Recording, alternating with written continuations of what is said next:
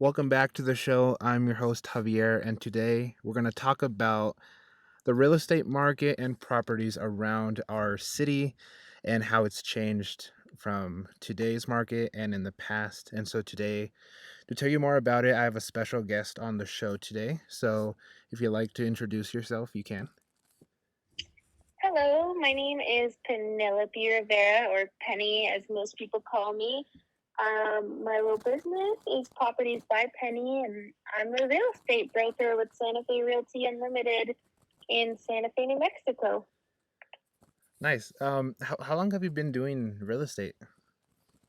I have been doing real estate for just about 3 years now. 3 years. And has it hmm has it been difficult or easy? Like, what are the ups and downs to this job? Oh well, I mean nothing in life that's worth it is easy. But yeah, I think that if you're meant for sales or real estate, you'll probably know it, and it'll all come together piece by piece. But no, it has been very difficult. So starting off, I did get very lucky. Oh, I don't want to say lucky. I worked for it, but I told everybody I knew that I was going to be a real estate broker, and one of those people just so happened to have a house to sell and waited for me to become a broker. So I did get to sell a house kind of very quickly out of my real estate career, and that's not something a lot of people can say. It doesn't usually come that easily. They tell you, it could be a month, it could be 6 months, it could be a year. Some people don't sell a house until they hit their first year mark. And that's because sometimes the market is just very volatile, or nobody wants to sell, nobody wants to buy. There's a lot of factors that can go into it. But to answer your question, no, it is not easy. And it's not as easy as they make it seem in all those TV shows. Right. Takes a lot of work. You see all those TV shows like selling house after house, and but behind the scenes of everything, it takes even months to maybe finalize something or just to get all the paperwork set for them. Exactly. I mean, even though you might put a house up on the market right now and it could sell within hours or before it's even hit the market, it's still going to take time to pull the title work and to get the financing all in order. And right now, what's taking a long time is appraisals. And I don't know if there's like a shortage of appraisers and that's why it's happening, or what it is, but I know that appraisals have been taking quite a long time. So yeah, like it can take, I'd say the shortest for like a pretty conventional loan would be like a month. And I've seen it stretch into many months. And sometimes, like, when you even finalize something or when it's like the appraisals go through, sometimes they even cancel, don't they, or like back out of the deal. Yeah, so I mean, if an appraisal comes in, and we'll just throw out a random number here, but if somebody went under contract, and that means that they both parties signed the agreement, and the seller signed and the buyer signed, that means they're under contract. And if they go under contract at, we'll just say 450,000, I would say that's pretty average right now. Maybe even on the low end, actually. But we'll say they go under contract at 450,000, and the appraisal comes in and says it's worth 440,000. Well, the lender, whoever's lending the money to the person buying it, they they have this appraisal saying that the house is only worth 440,000, and so they're only going to lend 440,000. So if the person who's buying that house still wants that house, they either are going to need to find $10,000 somewhere, or renegotiate the price and hope that the seller is willing to meet them at the 440,000. Or, I mean, there's a lot of solutions for that. But if the lender's only going to give you the certain amount of money, but you agreed that you were going to pay the 450,000, then that's an issue. And so sometimes people do get all the way there and then back out. That's crazy. It's like, so you can't get like what you're wanting to pay for. Like you have to deal with that number that the loan is coming out to, right?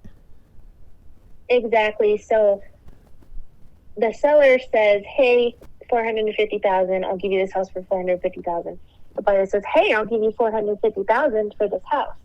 And then the bank says, "Oh, well, we're only going to lend you 440,000. So unless you have that extra 10,000 somewhere, you can't buy the house."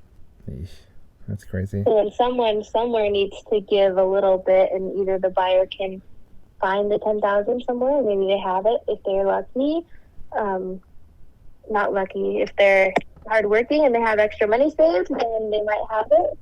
And if they don't, then something else needs to be worked out. So in your, you said 3 years of experience.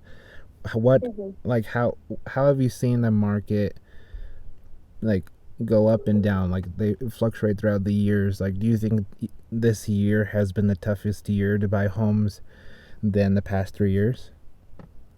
So from what I have seen, yes, absolutely.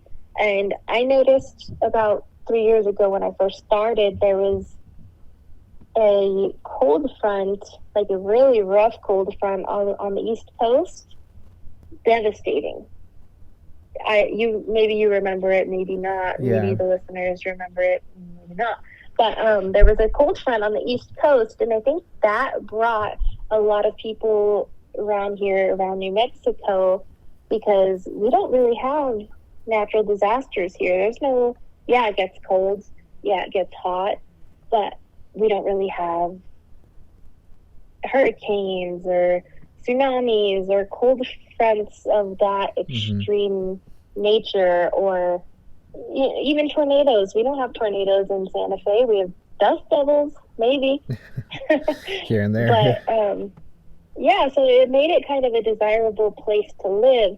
And then after that, a whole pandemic hit, and so people are working from home, and they realize that they can work from home from anywhere. Then also we have the Los Alamos National Labs is hiring, I believe, 1,200 people for like the next coming 5 years. So they've been hiring a lot of people, and there's nowhere for them to live in Los Alamos. So where there's a demand and there's no supply, it creates bidding wars. People are spending a lot more. I believe it was 3 years ago. Yeah, 3 years ago when I started, the median price in Santa Fe was $350,000, and just recently, like maybe 6 months ago, the median price hit $600,000.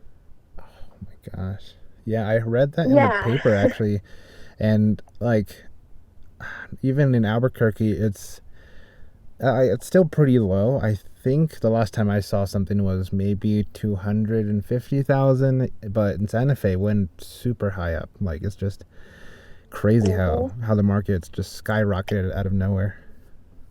Well, I was just at the office a while ago, and I looked to see how many single family homes there were on the market under 400,000 in Santa Fe, and there's 3 houses.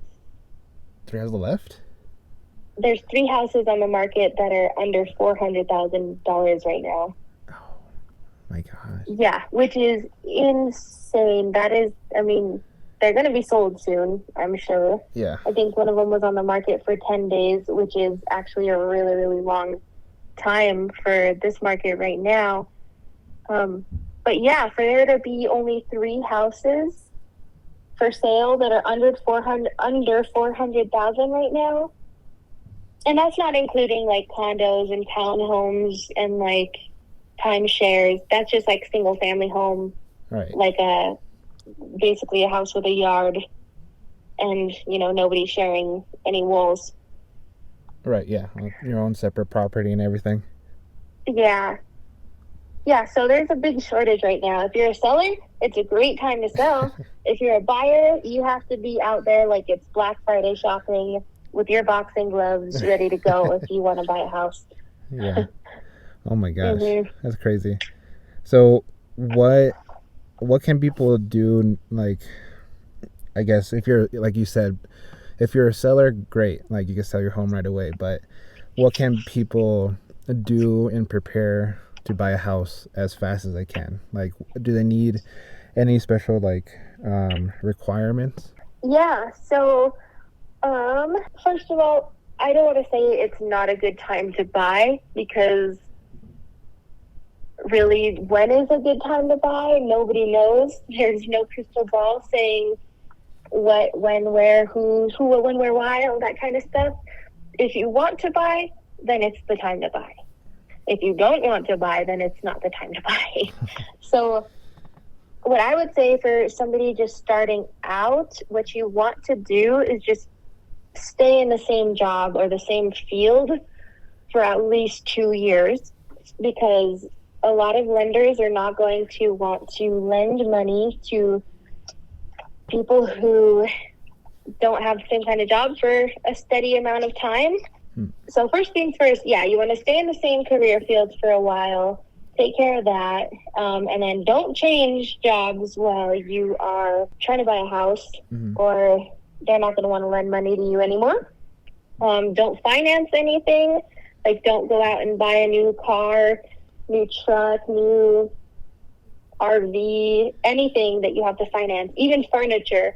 I've heard horror stories about people getting excited about their new home. They go to the furniture store, they finance a certain amount of furniture, and they're like, "Yeah, we'll have it for our new house. Awesome, great, fabulous." And then they can't buy the house because the financing got all messed up, because they basically they pulled out a loan to pay for furniture. So, So you'll want to save as much money as you possibly can, talk to a lender, stay in the same career for a while, and yeah, and then talk to a real estate broker who can help you out.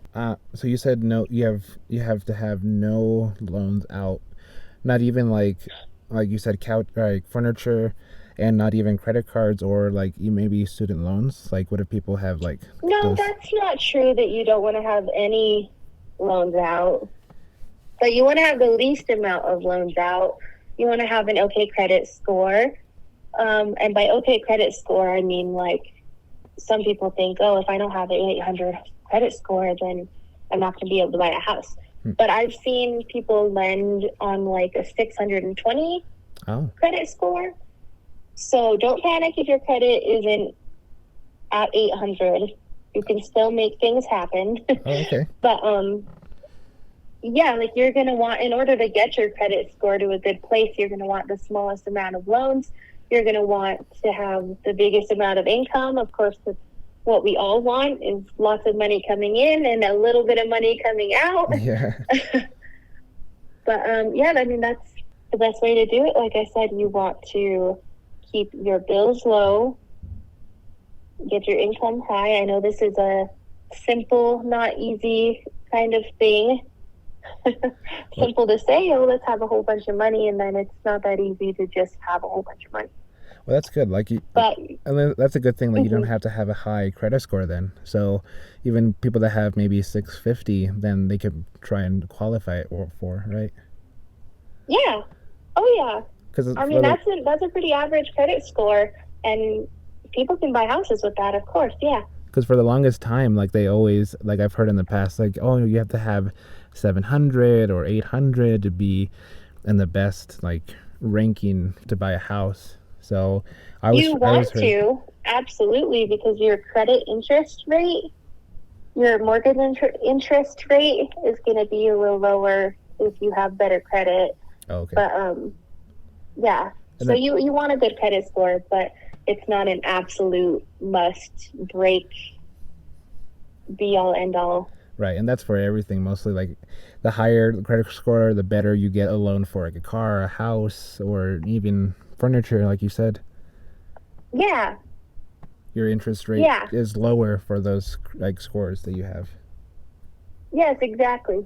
Well, and then so going back to your field of work, like what, like if someone wants to get into the world of real estate, or becoming a real estate agent, what are some of the requirements, courses, or classes to become one? So well, this is gonna be to anyone out there listening and to you, Javi. I'm just gonna be talking about New Mexico because that's what I know. I have my New Mexico broker's license. Right. I know that it's different in a lot of other states, but today we're talking about New Mexico. Yep. So there was an online class, and I believe you can complete it in as little as like 2 weeks. 2 weeks. You don't need any college or anything for it. Of course, like college might help, like because it's basically going to be your own business as a broker. Or yeah, in New Mexico you become a broker. So yes, you have your own business. Basically, you're a 1099 employee, and if you don't sell anything, you don't get paid. Right. So the first thing I did is I looked up the classes, and yeah, you can get it done in as little as 2 weeks, or you can stretch it out into almost however long you want. I had a bunch of going on. I had a full-time job too at the same time that I was getting my real estate license. So I stretched mine out, I think, over 6 months. And I know that sounds like a long time from going to 2 months, 2 weeks Right. to 6 months. But what I did in that time, because I wanted to be prepared and I wanted to be able to help people the very best that I could, is I went around Santa Fe and I called all the real estate brokerages and just saw anybody I could. I met everybody. I met the top producing real estate brokers of the times. I hung out with them. I shadowed them. I learned what they did in a day for their own business, for their own 1099 employership. And so that's why it took me 6 months, because I wanted to really grasp everything, really know as much as I possibly could, and check it out. It's 90 credit hours, I believe, but it's broken into chunks of 30. Okay. So I think the first 30 is like, I know there's like new broker business practices, and then there's, here, I found it. So you must at least be 18 years old. Okay. You have your 90 credit hours, and the first 30 credit hours is real estate law. The second 30-hour chunk is real estate principles and practices. And those two you can do online. So you can do them in person or online. I did them online, and that's another reason I took a while, was so that I could really absorb all the information. But then there's a third chunk, and that's the rest of the 90 credit hours. And that one I just believe is called Broker Basics. Really? Okay. So that one has to be done in person. And then they give you all your stuff so you can take, there's a New Mexico real estate exam, and then there's the national real estate exam. So you have to pass both of those. And every time you take it, you have to pay money. I can't remember exactly how much it costs. Mm-hmm. But so you register, you go to take your test. It's very official. They take your driver's license. They put you in a room where you cannot talk to anybody. It's very official. Yeah. And so if you pass one but you fail the other, you only have to take the one you failed the next time you come. Okay. So I know people who have passed on the first try. I know people who have done 13 tries. Wow. Yeah. It's a very hard. I did not pass on my first try. No. How many did you do? I did 2 tries. 2 tries? Okay. Yeah, it's not bad. Yeah. Yeah. No, I mean, it's not easy. Like, school was something that was easy for me. Mm-hmm. So I don't think I took it seriously when I was studying for the exam. I was like, oh, I'm a good test taker. Like, process of elimination, whatever. So I went in there thinking like, oh, I got this, haha. I mean, I was nervous, of course, but I was pretty confident because I thought I did all the studying I needed to do. Well, it turns out I didn't. I passed the state exam, but I did not pass the national exam. I failed by 2 questions. By 2 questions? Yeah. So I Oh, got to my car. I called my dad. I cried. I oh was no. sad. And then I realized, like, okay, this is just a little bit of a setback. There's going to be a lot of setbacks. Hmm. This is just the first one. You can get through this. Just take it again and keep on moving along. Yeah, and I think it's a hard, like you said, like it kind of like when you didn't pass the first time, it kind of pushed you back. I think people what should maybe come from this is that yes, it's going to cost you maybe to take it again, but it'll be worth it at the end because once you pass it, you get your license, you do the job that you want to do, and it kind of pays off at the end. Like it is kind of challenging, it is kind of nervous at first, but I think once you pass that little barrier, it's definitely gonna be worth it at the end. Yeah, I mean, like I said at the very, very beginning, like nothing that's worth it comes easy. Yeah.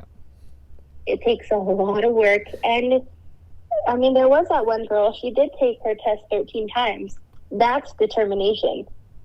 That shows if you really want something, you will work for it until you get it. Yeah. Wow. 18 times.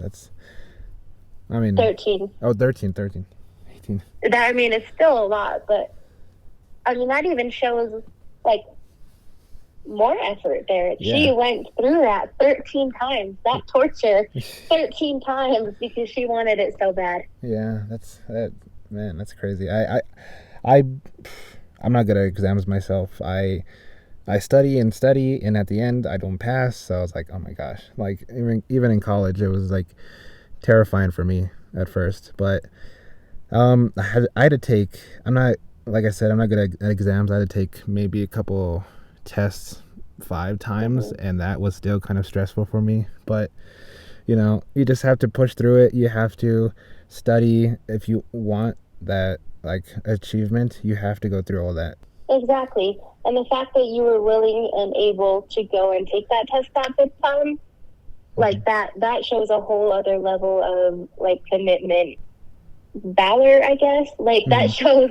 a whole different kind of strength.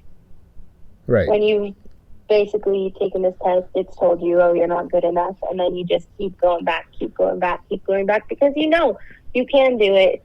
And if it's something that you really, really want to do, you will. Mm-hmm. And like you even said, like the course is not even that long either. Like it's 2 weeks, you said, and like even some careers take about a couple months or a year or so. Like this is, I mean, it's very short. Like you could do it in a very short amount of time, get your license right away. Yeah. And compared to different fields. Then, so it does take a little more time than that because after you've done taking your tests, you do have to like submit your fingerprints. And you have to get like I believe there's a background check in it somewhere. I could be wrong. Don't quote me on that one. You have to get insurance, and it's called errors and omissions insurance. Another thing I didn't even touch on is the fact that basically real estate brokers, there's an associate broker level and there's a qualifying broker level. Okay. So when you first get started in New Mexico, you will be an associate broker. When you're an associate broker, you have to be licensed underneath a qualifying broker.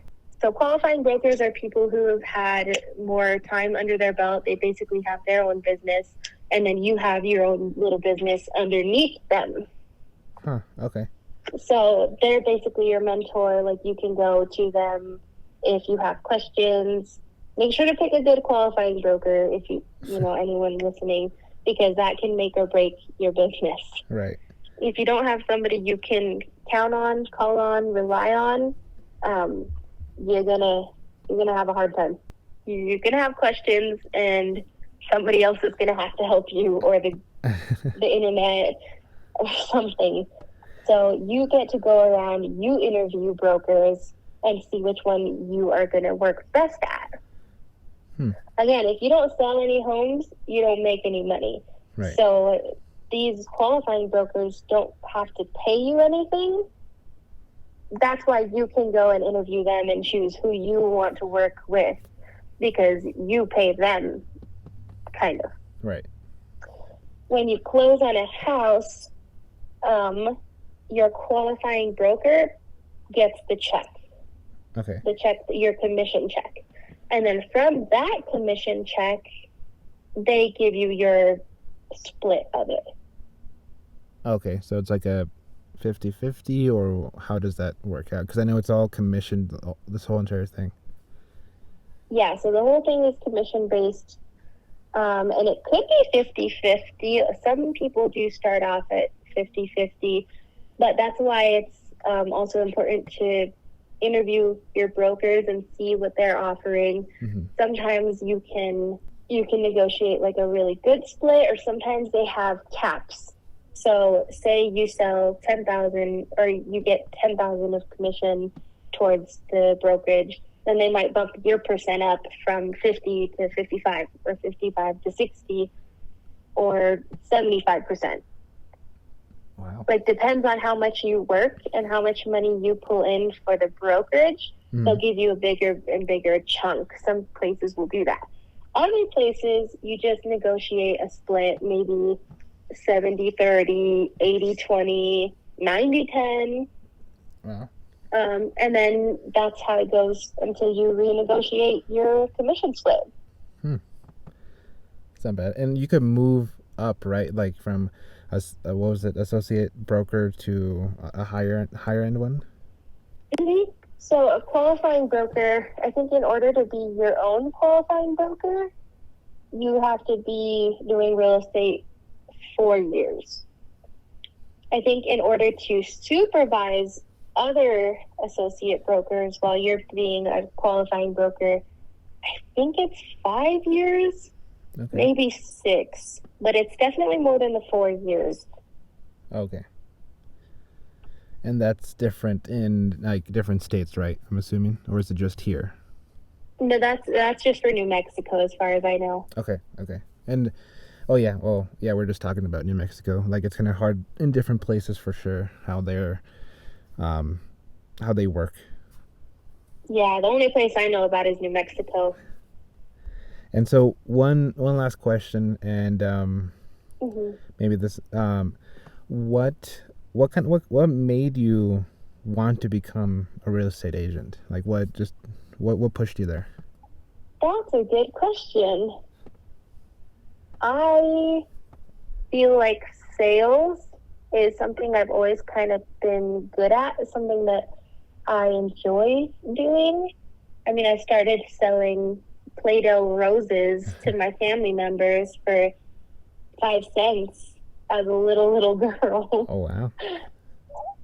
Like, I must have been, I don't know, 7 years old, 6 years old, trying to sell little Play-Doh roses that I thought were the coolest things on earth. And then high school, I was selling candy out of my backpack, buying it in bulk at Sam's Club, and then making a profit, making my own little profit sheets and like accounting booklets before I even knew what any of that was. And then I guess it just made sense to switch from Play-Doh roses to candy to houses. So like a very young entrepreneur just grew up to be a real estate agent. Yeah. Yeah. It's just something I've always liked, something I've always enjoyed.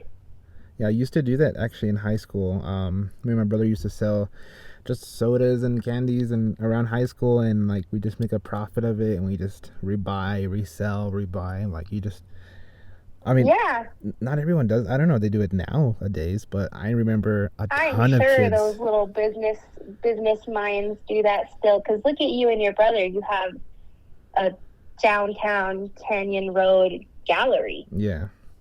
That sales just on a whole different level. You went from sodas out of your backpack to art and clothing. Yeah, and it's so easy when you find maybe the right product or the right thing to sell to someone, because it depends on what it is. Mostly people won't buy it at all. But if you sell them, let's say this type of brand of soda, then yeah, they'll buy that mostly because that's more popular or that's what they like more. So you want to find maybe like in real estate, the best pricing, the best houses, best locations to where to buy and sell these places. Yeah, exactly. You need to know your market. Like if I tried to go sell houses to high schoolers, they're not going to buy houses. Yeah. If you try to sell candy and soda to high schoolers, they're going to buy candy and soda. Yeah. You gotta know your market. To like wrap this up, and for the young, like talking about high schoolers, um, what can you tell them, like about, like what can you tell these young kids like about going into real estate at a very young age? Like, do you have any tips or tricks about this sort of field? Hmm. Yeah. So, I mean, if you know, you know, and nothing will stop you. No amount of 13 tries on your test will stop you. No amount of people telling you you can't is going to stop you. No amount of anything is going to stop you. So if you want to be a real estate broker, you can do it. You can do it. If you have questions, there are resources. If you have concerns, you can talk with people about them. Maybe Javier will put my email below, and anyone can email me any questions. I'm very, very happy to help, and I'll be a resource. And another big thing. Don't watch all these TV shows telling you that it's easy, simple, and you're going to make $40 million or $4 million commission off of one house right away. Maybe you will, and if you do, amazing. More power to you. I'm very happy for you. But please don't get discouraged if that's not the case. Yeah. Everybody starts somewhere, whether it's a $10,000 piece of land that you sell or it's $1 million home. Don't get discouraged. Keep moving forward. And the minute you stop working on yourself, on your business, on your passion, is the moment that your passion, your life, and your happiness will also dwindle. So no amount of, let me figure out a good way to word this. And I think I worded it well when I first started, but nothing worth having comes easily. Right. So put in the work and you will reap the benefits of your reward. Yeah, you watch all these people sell these multi-million-dollar homes or these small $100,000 homes.